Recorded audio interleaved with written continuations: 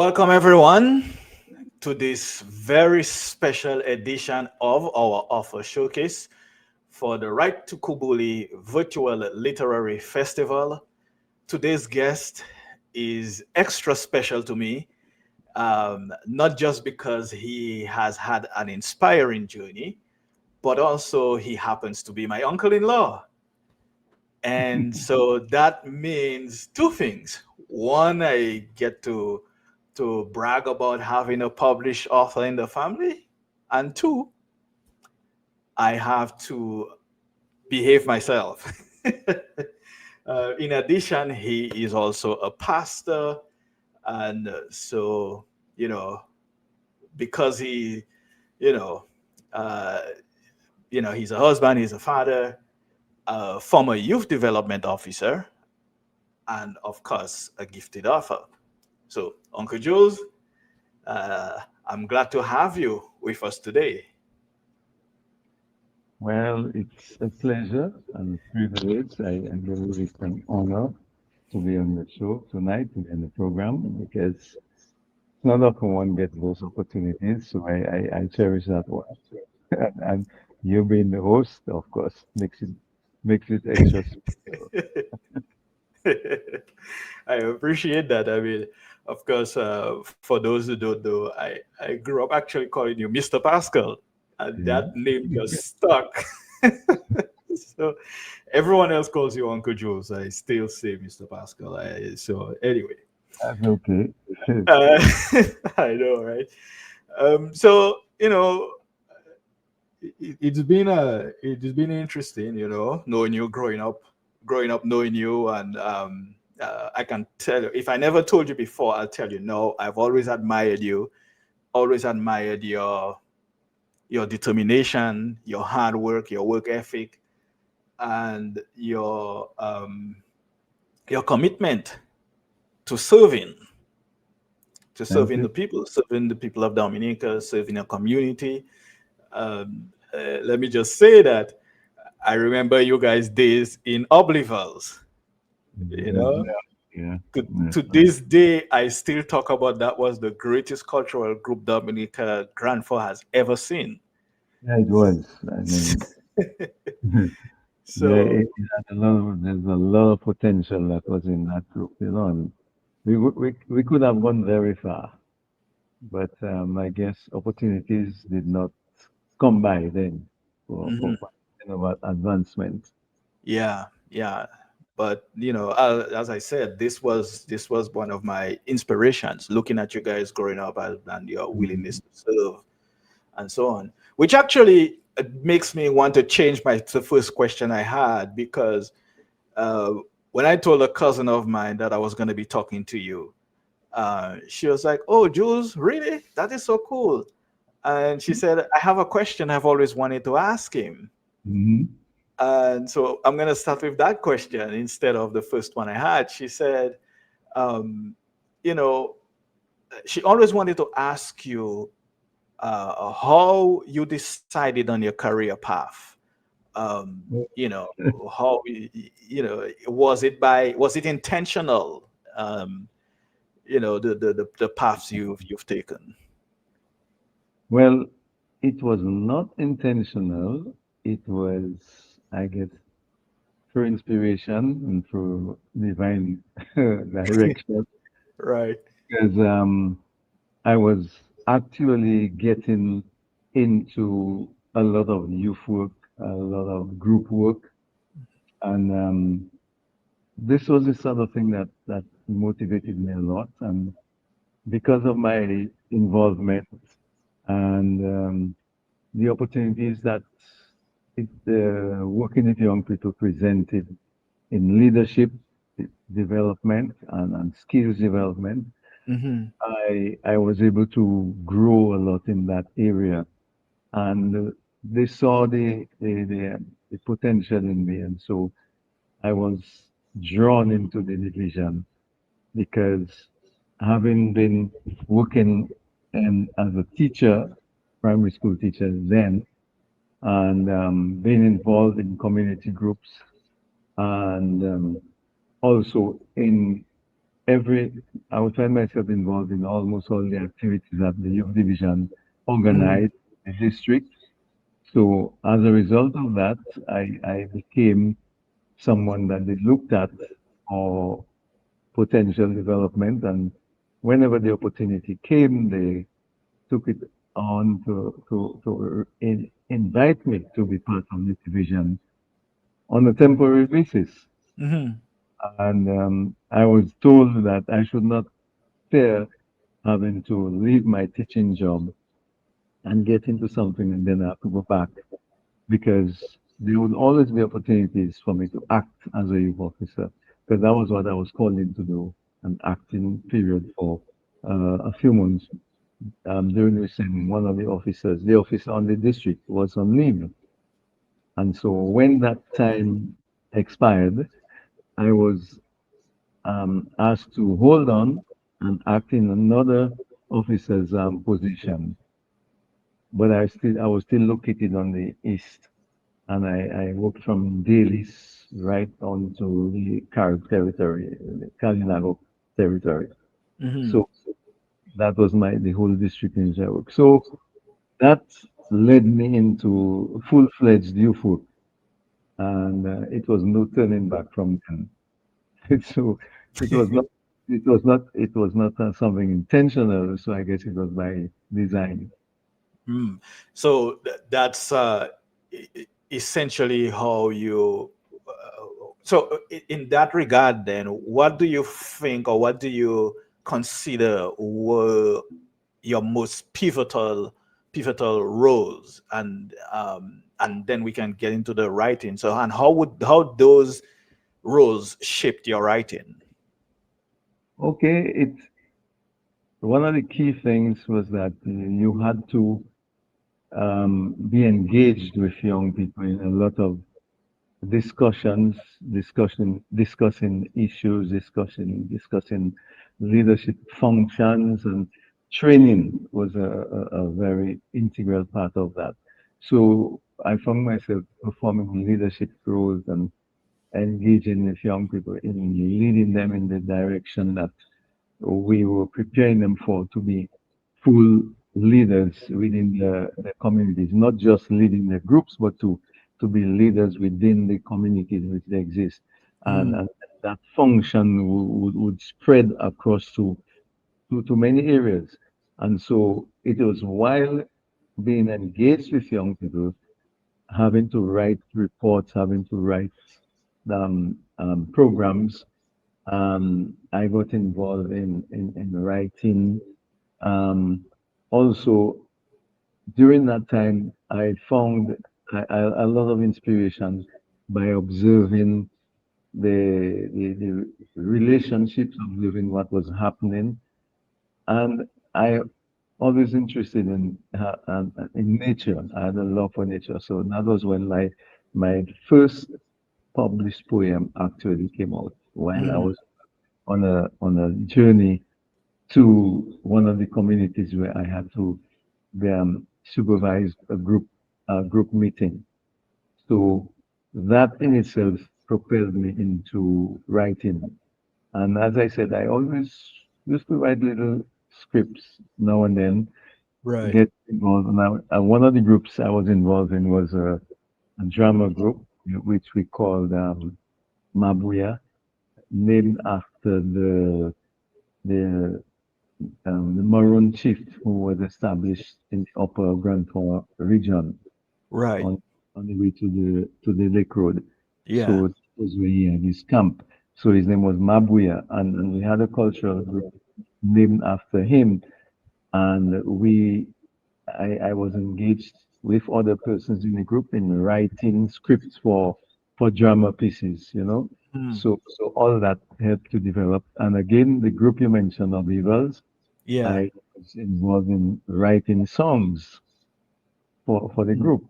So all that propelled me into really writing. And so my love for writing was increased in that during those times. All right. So we're gonna have to find some of those old writings and do something with them. I think it would be interesting to read some of those some of those old scripts and Yeah. the older poems. But I want to ask you about your book, The Ravages of a Monster Storm on a Tropical Island, Mhm. which you published after Hurricane Maria in 2017, for those Yeah. who don't know. What made you say, I'm going to write and publish about this particular storm? I mean, you've experienced other hurricanes in Yeah. Dominica and so on, but why this particular storm? Well, the truth about it is that that was the worst experience I have had. Mhm. And I felt no, I had to document something about that because I went through, I had experiences in Hurricane, after Hurricane David or during Hurricane David. Yeah. And I think I only wrote a poem about that. But I realized that there's so much that should have been documented. And so when Maria struck and what I went through, what we went through during that time, Hmm. I felt led to really put some put pen to paper and record what the experience was all about. So that was the the experience I had in after David combined to what I went through in Maria. And I was making a comparison Hmm. because during that time I really looked at what we went through and the impact the both of these storms had on the country as a whole and on people in general. So I immediately began writing. That was what motivated me. Hmm.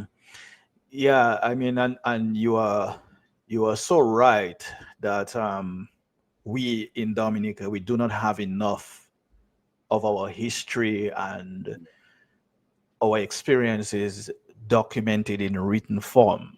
We have a few, but we just do not have enough of our history written down. Trying to do research about Dominica is like, it's Yeah. you're ready to pull your hair off your head because it's just so much. It's so difficult getting data and so on, being able to find writings. Obviously, there are people like Dr. Honeychurch and some of Yeah. the others who've, but that's a drop in the bucket, compared to what we need to do. Yeah. Yeah, and so, just to to ask you, with everything you've done before, you've worked with the youth, you've worked in the culture, now you lead a church. Mhm. um, so that gives you a really, I would say, a really unique and interesting path. So as a pastor, you you have to write every week because you have to write your sermons. um, your job is really to share wisdom, encouragement, and lead people to Christ. How do you carry the same voice from the when you from writing sermons onto the pages, or on the pages onto the pages of, say, the Ravages of a Monster Storm? Did that get transferred over, or did you do a completely different thing? Um, I think it's combination because you definitely have to carry over some of the experiences, some of the skills. For example, when I wrote about Maria, I there are lots of things that I learned. And again, in discussing with Dr. Honeychurch, you get from people who have had that kind of exposure and you begin to tap in those resources. So Hmm. I'm saying that it is also something that you would have to carry over, right? Because it is still what I consider writing, and therefore there are some of the basic things and the basic principles that would you just have to carry it over. Mhm. So it is while the subject matter may be different, but the procedure, the processes involved are basically the same because you really want to get to your your audience or your clientele, whoever it is. You Your really readers, yeah. your readers, you really want to get to them. You really want to bring a point across, and you want them to respond. Put it that Right, way. right. Let me ask you something. Um, and this is a question that I found myself. Well, both my friend Nicole and I, when we talk about writing, and as Mm, followers of Christ, we ask each other or we ask other folks, um, do you think, or what do you think about Christians or followers of Christ writing on secular topics, and not necessarily nonfiction, but mm, say you're writing a fictitious story. mhm. What do you think? And I think, I guess you're probably one of the best people to ask this. Is what do you think some of the areas we can touch on or we should stay away from? What kind of yeah, if we're Mm. writing something, for the world, for the general readership, what kind of areas would you suggest, or do you think we should keep away from? And that goes from anything from topics to language to actions that your characters may take on. What do you think about that? Well, to tell you the truth, when I saw that as one of the topics for discussion, I smiled because I realized, hey, this is something that I don't think people have really paid much attention to, Yeah. and something that off the bat people may just criticize and begin to make comments, and people just get the impression that you should not be engaged in something like that because. But last night I was discussing that very topic with one of my pastor friends, colleagues, and I suggested to him that he should be on the panel for that discussion. Mm. And he asked me, "What do you think?" So I told him, obviously, the answer is a yes, you should. He said, precisely, because we live in a secular world. Right. And so, therefore, there are things that you definitely have to address.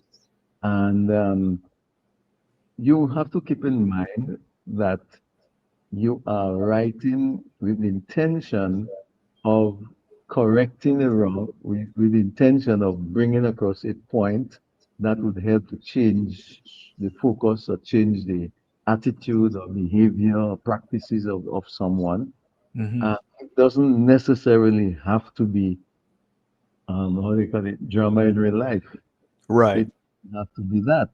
You can create a scene, you can imagine something, because I mean, we all have the power of imagination. So you can imagine something and write about it.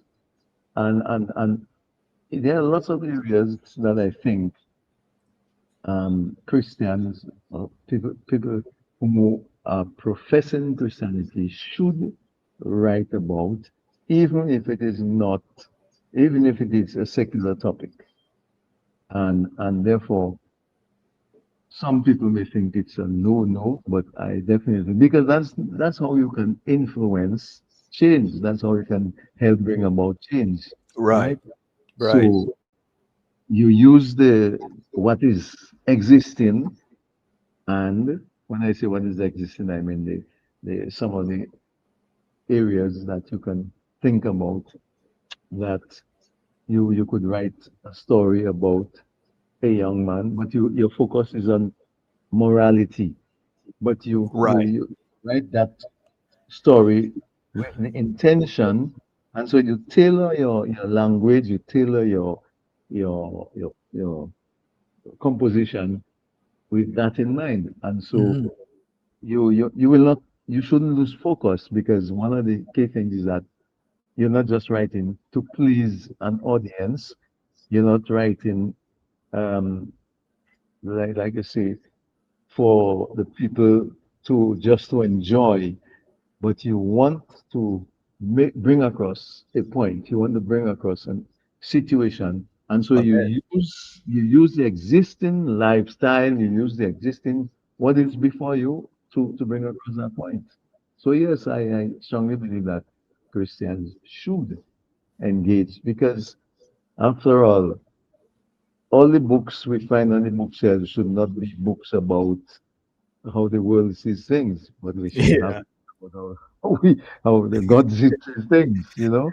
Right, right. Yeah, I want to thank you for that answer because that is my exact same answer for that question. Yeah, Um, I believe that even if you profess Christianity, you should, even if you want to write a story, say about violence, yeah. I don't see anything wrong with that as long as you are not writing it in a manner to glorify it. Glorify it and However, you are use it. writing it as a lesson, or it Yeah, could lead to not just even a lesson, but also say to people that, it doesn't matter how bad you think you are, there is yeah, still a chance for salvation as long as you are alive. yeah, yeah. That's how So, I see it. So, yeah, anyway, so we'll move on a little bit, but thank you for that answer. Very clear and mm, very, you know, um, at least it's what I believe as well. So, okay. someone else might have a different view, right? Mm-hmm, mm-hmm, Uh, but being a husband, being a father, means you've had a front row seat, to all kinds of stories at home, in the community, um, just all around you. How has family life influenced the kinds of messages you would want to leave behind in your books, your poems, what have you? yeah. Well, I write as I think, I write as I've been taught, I write Mhm. on what I know, on what I believe, and this is the basis for whatever I write. It could be a poem about nature. I'm a lover of nature and I appreciate nature. So when I write, I would trying to bring out the best of nature, trying to bring out what is good in what we see around us. Okay? Mhm. And so I would be influenced by my upbringing. So the questions of morality, the questions of um, appropriate having the right attitudes and behavior patterns. Um, so I never grew up in a home where there was violence. We grew up learning to have respect and for each other, respect Right. for authority. Mhm. So that's the kind of thing that would be expressed in my writing. You may not get it straight off the bat, but basically that is what would influence what I write. Okay, so my upbringing and what I have been taught to believe and what I personally believe is right and good and morally sound. So that is and being a servant of God, then I would certainly in my poems or in my writings make sure that there is something in it to represent the views of God. All right. Uh, so staying on that topic for a little bit, do you, uh, as a youth development officer, I mean, you said you started basically as part-time and you got all the way to the top as chief youth development officer. Hmm. So I imagine this gave you a chance to see all and many of the challenges that young people face, rather up close. Yeah. Um, how do you think that these lessons sort of make their way into your writing, and um, in a way that makes them still feel, uplifting and hopeful. Yes, to a great extent. Um, Sometimes I try to write based on what exists, what I see, what I hear, what I understand is going on, to look at the heartbeat of society. And sometimes it can be very disturbing and distressful if you have to write. And if you Right. have to write about all the negatives that you see and hear around you, certainly you may turn off your readers, and Mm, not get so much of a big reading audience or followership. But definitely, the writings would have to be focused on, as I said earlier, bringing about change, bringing about a difference, making a difference in the lives of those who read. So at the end of the day, somebody who reads a poem or who reads a short story or who reads, whether it's an article you write or whatever, at the end of the day, you expect a reaction, you expect something to come out of what you have written. And so, having worked with young people for all those years, and as you rightly said, going through the different stages, the process of becoming a youth officer, becoming uh, until I became the head of the department, there are quite a lot of experiences that I have had in that field, and I've been exposed to a lot of different things because of working with young people. So this would help to generate the kind of ideas, the kind of um, issues that I would probably want to bring up in writing. And as I mhm. said, whatever is happening around, that's what would motivate the writings. Yes, yes, indeed. You know, writing and both writing and ministry, I believe, well, requires a certain type of discipline. Hmm. Um, with that said, what does your writing routine look like? Early mornings, late night, sneaking away kind of thing, or whenever it comes, or what does that look like? Or the typical. all, all of the above. Because um, based on the daily activities, Mhm. uh, you may need a quiet space, you may need a quiet moment to reflect deeply and meditate on what you're writing, and so that you can get the inspiration. So you cannot do that sometimes midday.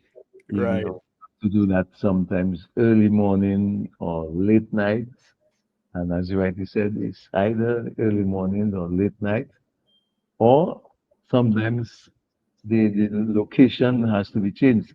For example, somebody can write, and I have done it in a very quiet and remote area. You can,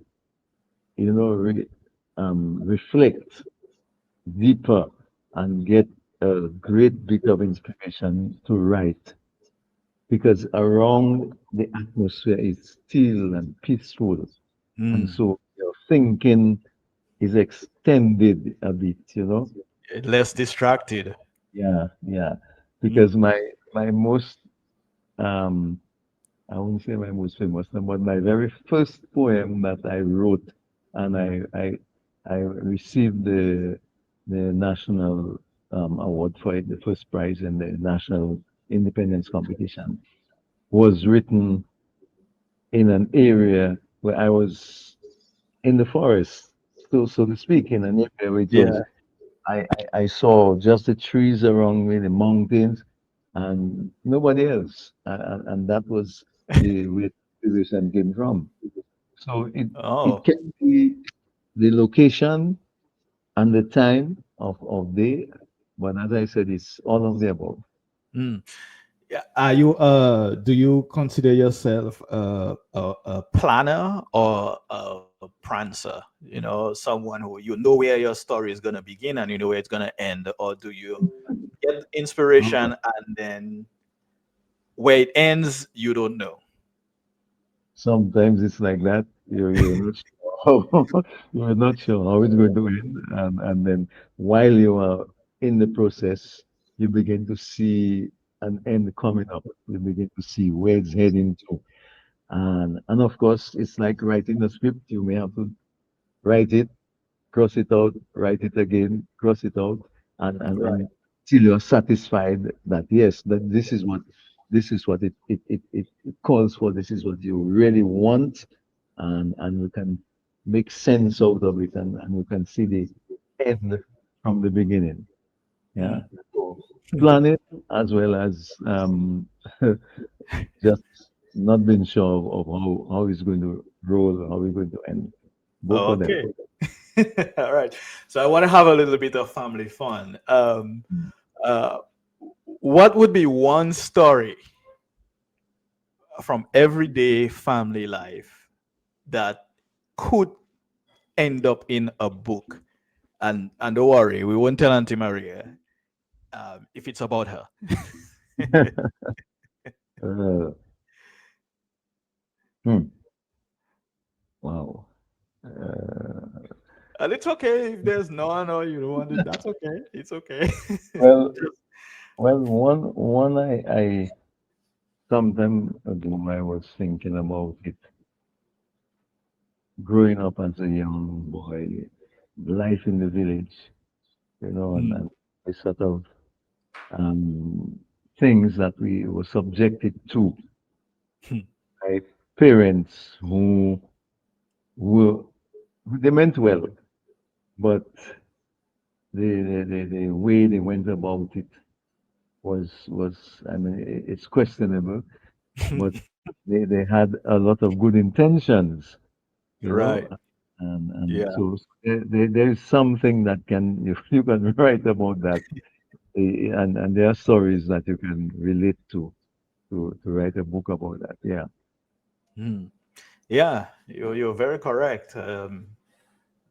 The upbringing in those days were not exactly. They might not have used the best, employed the best methods, but Yeah. the intentions were correct. And for most of us, I think it worked. Definitely. Whether it scared us, whether it was the fear, or you Fear just, and fear and respect, yeah. you know. I Fear think and respect. that in that regard, it may have been well worth it.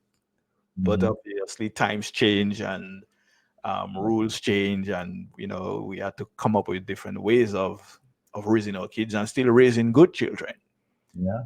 or Yeah. children where, as the Bible says, that if you train them up in the right Yeah. way, when they are old, they won't depart from it. So Very I fun. think Yeah. we have to always remember that. And something I also say is that as the Bible tells children, obey their parents, Mm-hmm. and so that way their lives can be extended Yeah. on the earth. It also Right. warns parents not to provoke their children to wrath. Yeah. Yeah. And so I always say that we have to look at the word, all of it. We can't take Mhm. one piece of it One and then part. and Forget the then rest. Yeah. apply Yeah. it to other people and not apply it to ourselves. Mm-hmm. So I really appreciate that about it. Yeah. Uh, That's, Now, um, you know, I would say that next I would, and that's kind of the final question, and then you can add anything else you would like to add that I may have missed. Um, what's next? We talked a little bit about the ravages of a monster storm. Mhm. Uh, but what else can readers look for? Anything exciting that you have coming up that hopefully um, you know readers can get their hands on? Mm. Well, um, coming up, hopefully in not too distant future, I am expecting to publish a history of Grand Fond. And that's what I'm working on presently, although it has taken a lot more time than I anticipated.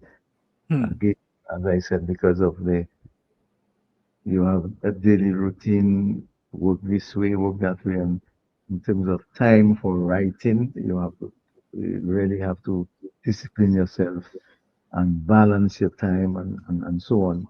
And it calls for a lot because I realize writing the history, you have to ensure that what you have is factual and you have to do research because the, there is not, I was shouldn't start with this way.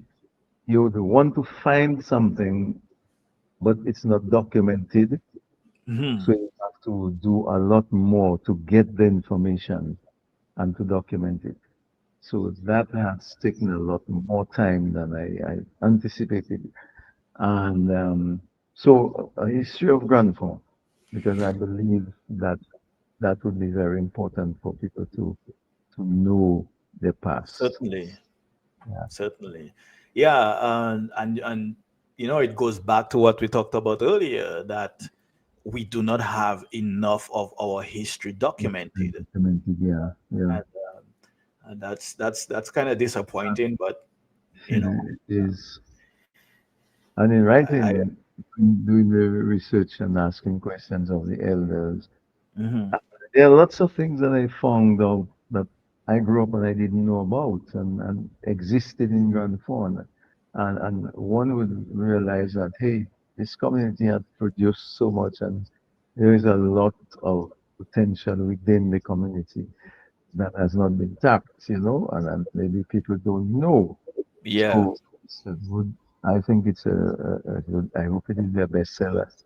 I can imagine, and yeah, that should be a bestseller almost instantly. It should be legendary, because I mean, as you say, you found out things that they existed in Grandpa you didn't know, and I am pretty sure most of us would be shocked to find out some of these things. Uh, so and I think you are definitely the right person at this time to do this, because um, you know, everywhere else, people write histories about their own towns. They write stories about their own Mhm. villages where they grew up, and I believe Dominica deserves the same kind of respect and the same kind of treatment. You know, um, And I'm hoping that it will inspire other people to do likewise. to do the same. Yes, exactly. Now, I'm also working at the same time on mm, a book of poems, a collection of my poems.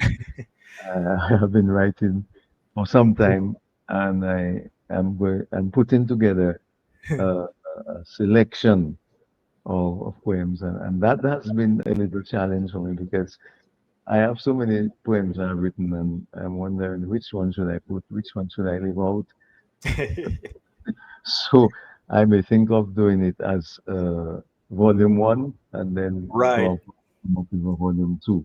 That I think that's a good approach, because Mm.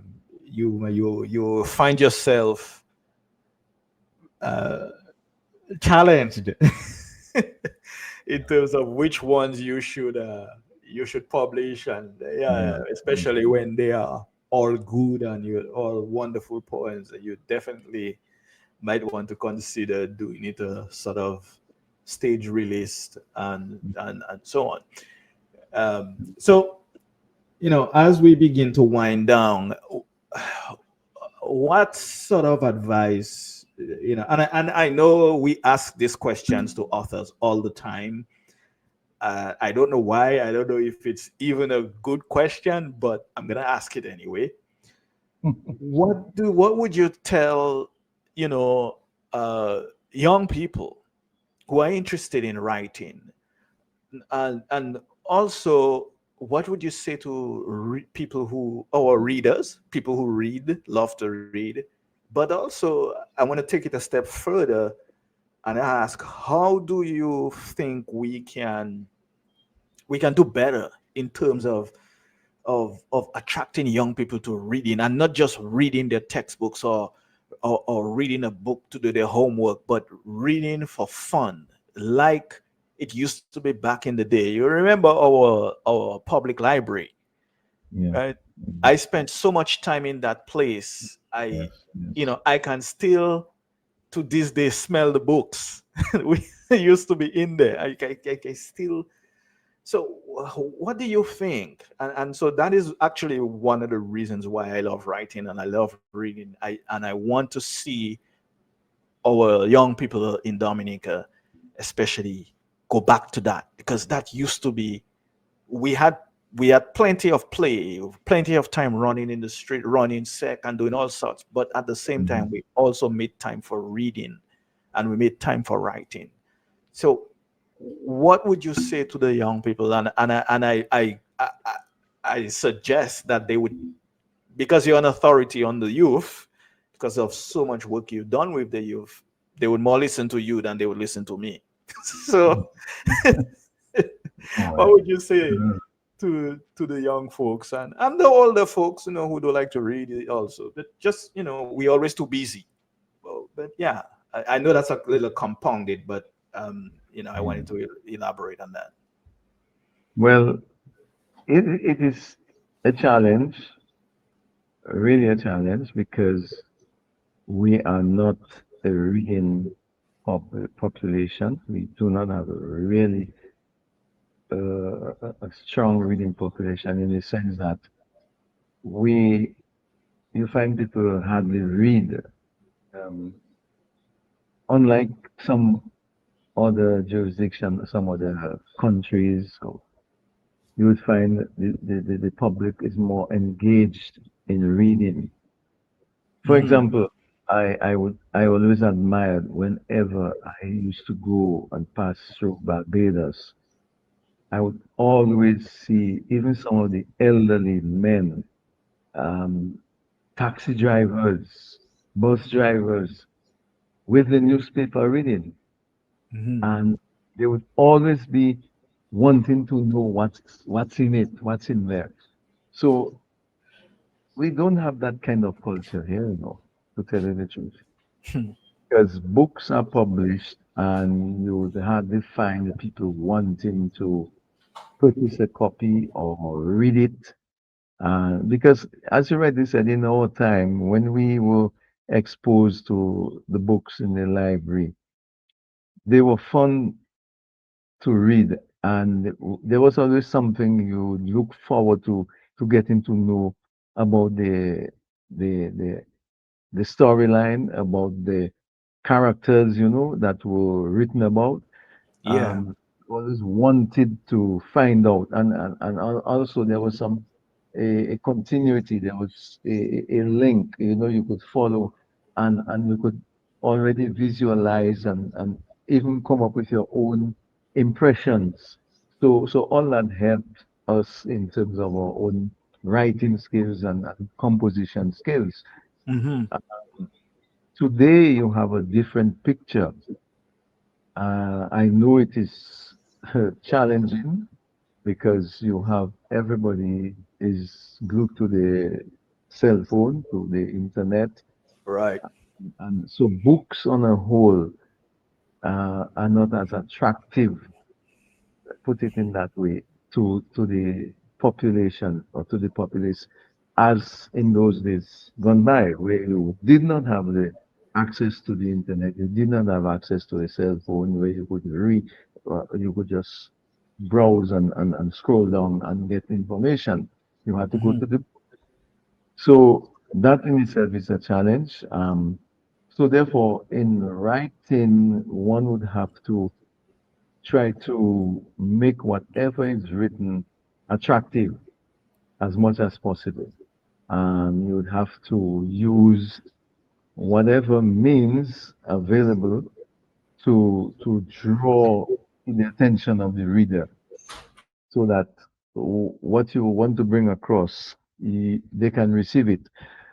Um, you would have to use some of the things that, especially to attract the youth, the young people, some of the experiences that they have, some of the very tools that they use or gadgets that they use, you may have to use that to bring across whatever it is message, whatever it is you want them to get.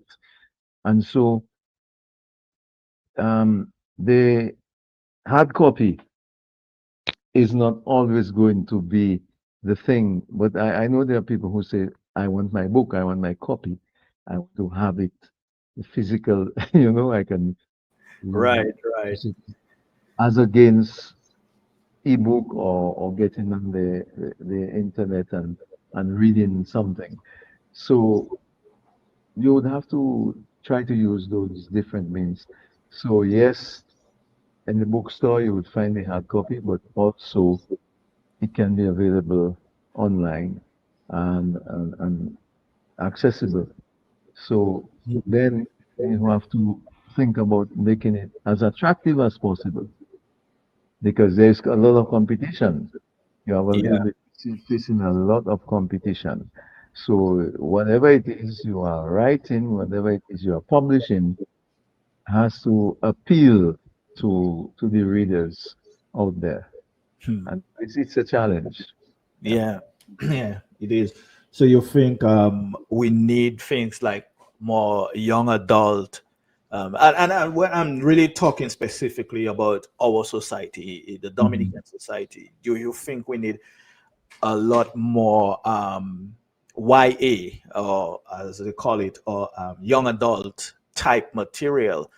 Yeah. Um, and I ask that because I've come to realize that a lot of our writing in the Caribbean is all too serious. It's all serious. Mhm. It's all, well, not all of it obviously, but a lot of it is we're taking on serious topics, and we talking about sociology. We're talking about life and politics and even religion to an extent. But we need.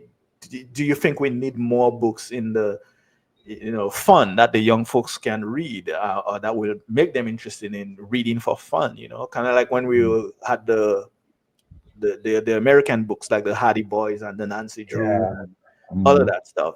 Do you Mhm. think that's something we need to focus on a little bit? Yeah. I think some Caribbean writers have realized that and they are heading in that direction. Mm. Um, but what I would say yes to that, and I would also add that we would need to encourage more young people to write, Yeah. uh, because if they do not have a love for writing, they do not sort of cultivate that kind of um, attitude to and love for writing, Mm. then it would be difficult because they would have to be able to appeal to their peers. They would have to be able to write to reach their peers and their colleagues. And sometimes the way I would express myself in a poem may not appeal to a young person of this day and age, Right. right? But a young person, sorry, of the Mm. same age group, sorry, Okay. would appeal to his or her peer, and you might find greater success there. Yeah, telling their own stories, right? Yeah. Right. So I agree with that. I think that's a very good point. And I've kept So, you on. so, No, so sorry. sorry. Go ahead. So that means in the schools, we'd have to try and generate that kind of culture, build that kind of culture, writing culture in schools, not just reading and so on, but we have to try and encourage young people to write. And that's where it's supposed to start, and, Very, and very early age. very true. I mean, that's where it started for me, to an extent. I mean, like I always say, we had lots of books at home. Yeah. Grandpa had plenty of books, and that's probably one of the few things he let us touch, or at least me touch. He didn't mind. Yeah. And the library, we had that public library as well, but um, we also had teachers who encouraged us, and Yeah. every time we come back from summer holidays, you had to write a composition, how I spent my summer. Yeah. Yeah. I don't know if these things are still happening, or if they even put priority on these things. So I don't know what we're trying to create, because I think we sometimes forget that we're not going to be there forever, and that the young folks have to continue, because after we Mm, are gone, the country is going to continue until Christ returns. So right. until that time, we have to develop our young folks with the skills that they need to continue on, to carry on. Yeah. Sure. So I just think that we are doing them a disservice if we do not put these things in place, or we do not continue. Mhm. Uh, you know. So, is there anything else you would like to touch on that I didn't ask? I forgot to ask you. Or Ah, well, I think you covered so many things. yeah. um, I just want to maybe round up by saying that writing, you have to make it fun. You have to enjoy doing it Mhm. so that you can sort of bring across that kind of, how should I put it, message or attitude or reflection. In other words, what you write has to reflect the the the the enjoyment of the writer, the pleasure in writing.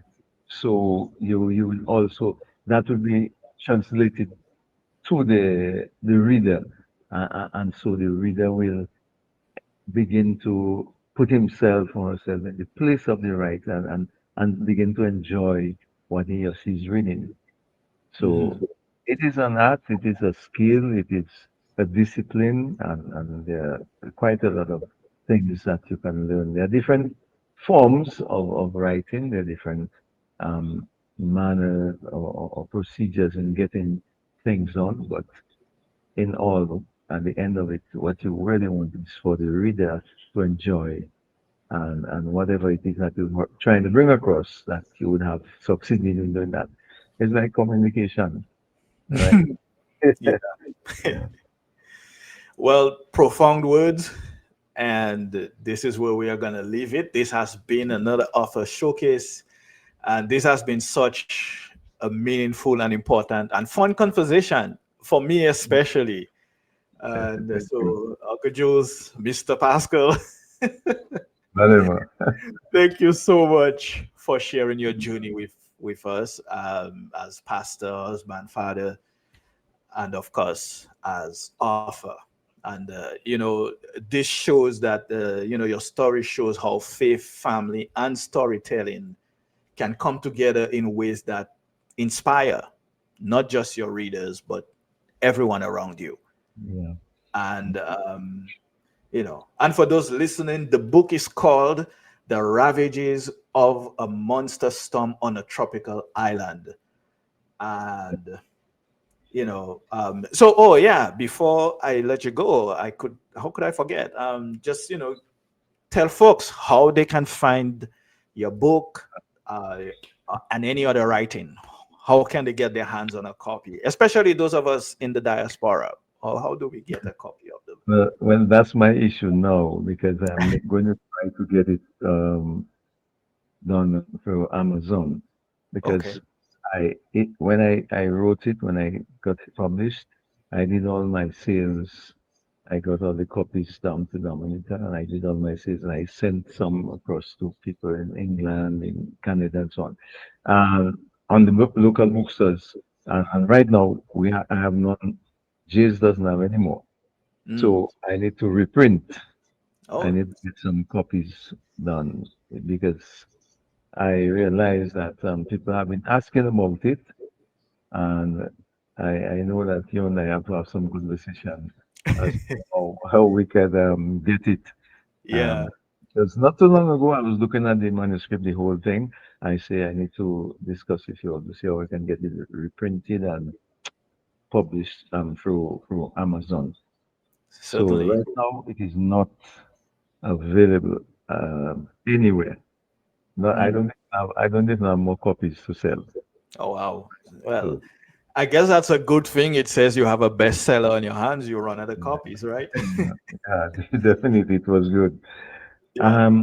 I also did some work with the Write-Tukubuli writers where we published montage Dominica. Dominica, a Yeah. collection of short stories and poems. And I Hmm. have few poems in that as well. And we are presently working in the second edition. Hmm. Also, well, I don't even think this is available now because I did my one of the first publications where I co-authored a book of anthology of Creole poems together with some other African writers.